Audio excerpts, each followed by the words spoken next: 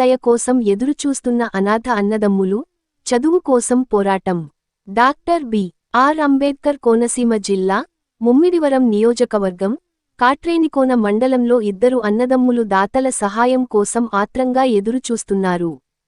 చిన్న వయసులోనే తల్లిదండ్రులను కోల్పోయిన వీరు, ఎవరి ఆధారమూ లేకుండా జీవనం సాగిస్తూ, విద్యను కొనసాగించేందుకు తీవ్ర ఇబ్బందులు పడుతున్నారు.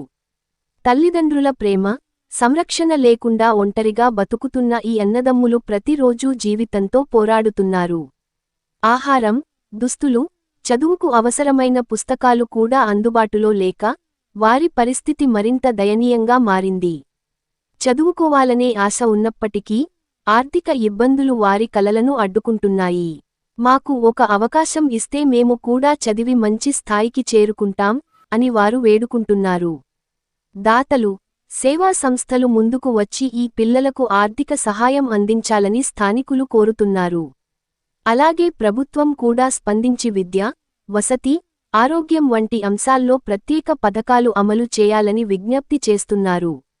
సహాయం చేస్తే వారి భవిష్యత్తు వెలుగొందుతుంది. ఒక చిన్న చేయూత వారి జీవితాన్ని మార్చగలదు. ఆర్థిక సహాయం అందించాలి. ఆరోగ్యం, వసతి, చదువు కోసం ప్రత్యేక పథకాలు కల్పించాలి.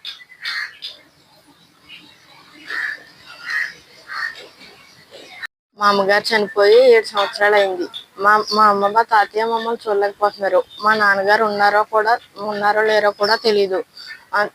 జనసేన నాయకుల ద్వారా పవన్ కళ్యాణ్ గారి దృష్టికి తీసుకెళ్లి మీడియా ద్వారా మా ఆర్థిక సహాయం కల్పించాలని కోరుకుంటున్నాం.